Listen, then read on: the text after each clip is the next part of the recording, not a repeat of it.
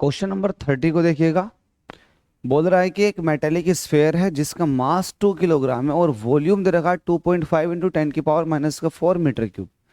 इसको आप वाटर के अंदर कंप्लीटली इमर्स्ड कर रहे हो, मतलब डुबोना चाह रहे हो इस पर्टिकुलर वॉल्यूम के एक ऑब्जेक्ट को।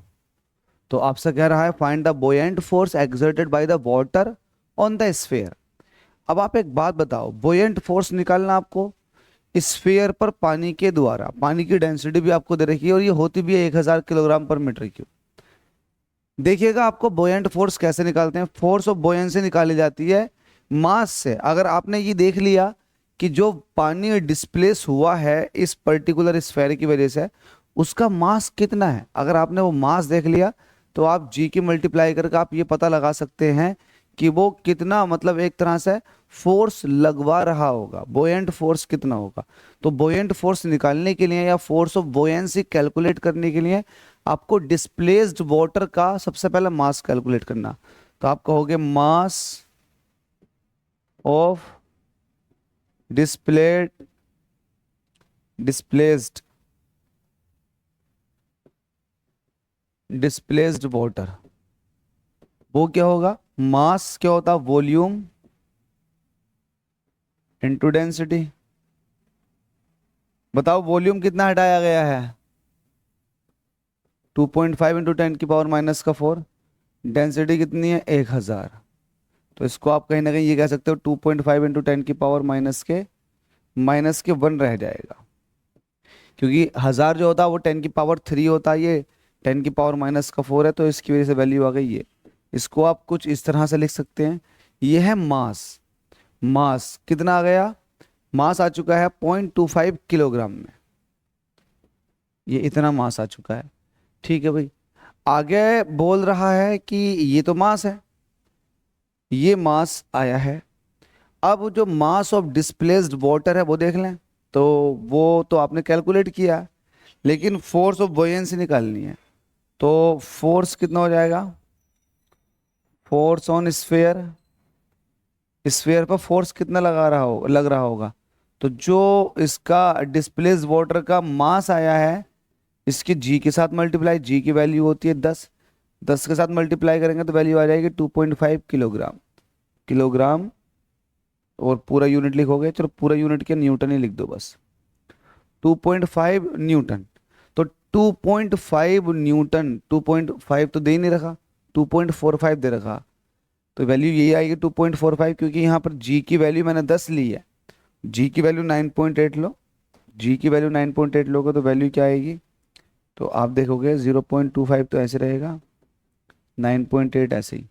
तो 98 की 25 से मल्टीप्लाई करोगे तो कितना हो जाएगा, 5 8 40 का 0 कैरी 4, 5 9 45 और 4 कितना हो गए, 49। 9 दूनी 18 का 8 हासिल लगा एक, 9 वो 8 दूनी 16 का 6 हासिल लगा एक, 9 दूनी 18, 19 का 19, 0 6 13 2। तो यह आ जाएगा आपके पास 2360। तो वैल्यू आ जाएगी 2360। पॉइंट कितने के बाद लगेगा, 1 और 2 3 के बाद, तो 1 2 3, 2.36 वैल्यू आ रही है। तो 2.36 एक्चुअल में वैल्यू निकल कर आ रही है। तो स्फेयर पर जो फोर्स लग रही होगी वो 2.36 लग रही होगी, जो वैल्यू बहुत ही ज़्यादा नियर अबाउट है 2.45 के। मुझे समझ नहीं आता इन लोगों ने वैल्यू 2.45 लिख किस हिसाब से दी। 9.8 के हिसाब से 2.36 आ रहा है, और जी 10 ले रहे हो तो 10 के हिसाब से 2.5 आ रहा है। तो पता नहीं किस हिसाब से लिख दी, लेकिन फोर्स ऑन स्फीयर जो लगेगा वो इतना लगेगा।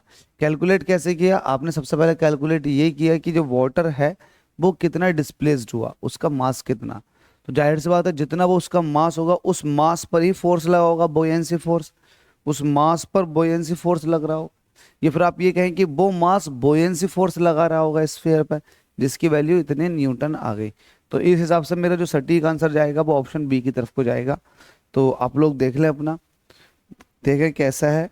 उम्मीद करते हैं भाई ला समझ में आ गया होगा। क्या क्या बोलता रहता हूँ यार मैं ना आप लोगों से। 0.25 की 9.8 से मल्टीप्लाई करो, 0.25 की 9.8 से मल्टीप्लाई करेंगे तो वैल्यू, या फिर कैलकुलेशन मैंने ही गलत कर दी। ज़्यादा ही होशियार बन रहा हूँ ना मैं, है ना। 0.25 की 9.8 से 2.45 ही आएगा। 8 पंजे 40 का 0 कैरी 4, 9 पंजे 45 और 4 कितने हो गए 49 को 49 49। 8 दूनी 16 का 6, हासिल लगा 1, 9 दूनी 18 और 1 19 का 19 19। तो 0 ऐसे हो जाए, अरे 9 6 15 होते हैं यार, 9 और 6 15 होते हैं, 15 का 5 कैरी 1, तो 9 4 13 13 14 का 4 कैरी 1। सही है सही है सही है, मेरी 245 सही है। वही कैलकुलेशन मेरी ही गलत थी। 9.8 से मल्टीप्लाई करने वैल्यू आ जाएगी 245। 0 पॉइंट कितने के बाद लगेगा, 3 के बाद, तो वैल्यू आ जाएगी 2.45 न्यूटन। बिल्कुल सही है, 2.45 न्यूटन। छोटी सी मिस्टेक हो गई थी जोड़ने में। तो उम्मीद करता हूँ अब क्लियर हो गया होगा। निश्चिंत रहो यार, हर चीज़ क्लियर कराई जाएगी, कॉन्सेप्चुअली भी और आपको कैलकुलेटिवली। यहाँ पर तो कैलकुलेशन आपको खुद ही करनी है। जितना हो सके यार एग्जाम में ना उतना छोटा लिखना और उतना स्मूथ और फास्ट करना। इतना स्पेस नहीं होता कि आप इतने अच्छे से लिख पाओ।